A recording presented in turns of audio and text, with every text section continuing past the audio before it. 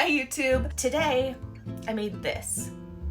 This is a mock porcelain, sorry for my shaky hands, cat skull that now I've decided I want to make a video making a D20 with. So we're gonna do that. Let's make some dice! Okay, hi YouTube, me from the future here. Apparently, past me had absolutely no intention of showing or telling you how I made the skull that I was starting with, and that's kind of silly, so let me remedy it. This is a 3D printed cat skull. I got it from Cleric's Components. They are also who I get my master dice from. I will link this skull down below along with all of my other products, and I just highly recommend Cleric's Components to work with for any 3D printing needs in general. They're fantastic.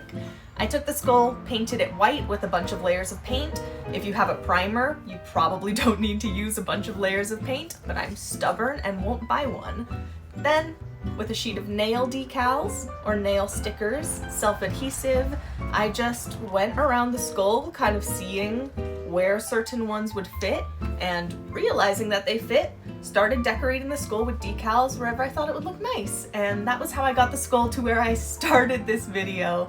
Now we're gonna go apply gold to it. So I've done a little bit more work on this skull since I showed it to you, but only halfway.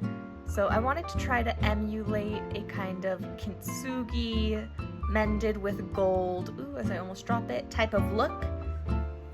And I like how it turned out, thank goodness. We're gonna carry on with the other half. This is a Krylon 18 karat gold leafing pen. Give it a good shake.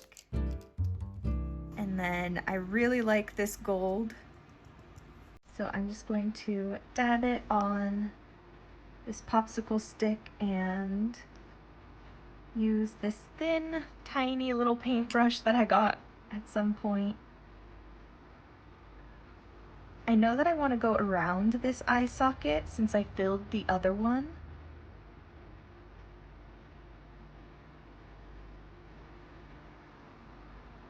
So I'm just going to start, I guess, painting wherever feels appropriate.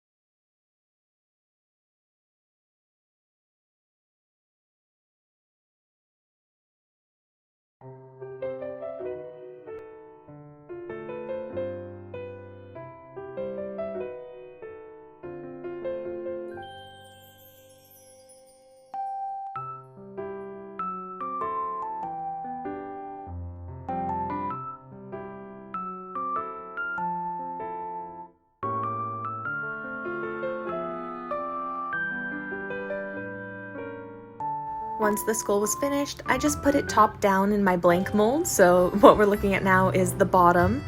And then I went ahead and already had some resin mixed, so I just wanted to pour this about 1/3 of the way or so in the mold, basically just to where the eye socket is.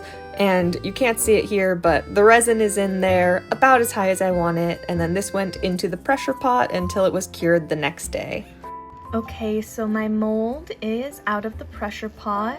The resin is a little bit past the eye socket of the skull, and my thought is I would really like to use these forget-me-nots around the skull, and then maybe this yellow straw flower up at the top, so it's like a ring of forget-me-nots facing down and along the sides, and then the straw flower opposite the skull.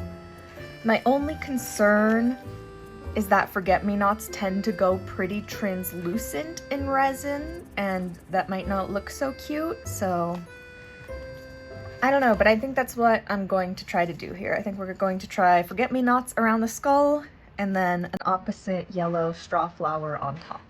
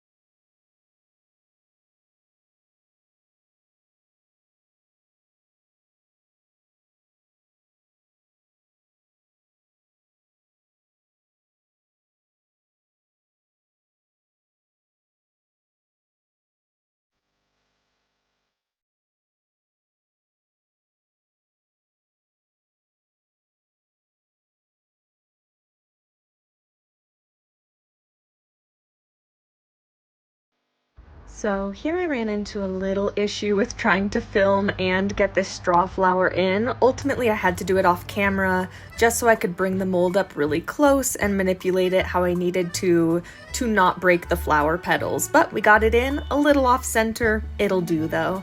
Now we mix up some more resin, and in just a really thin, kind of slow stream, go ahead and pour it into the mold.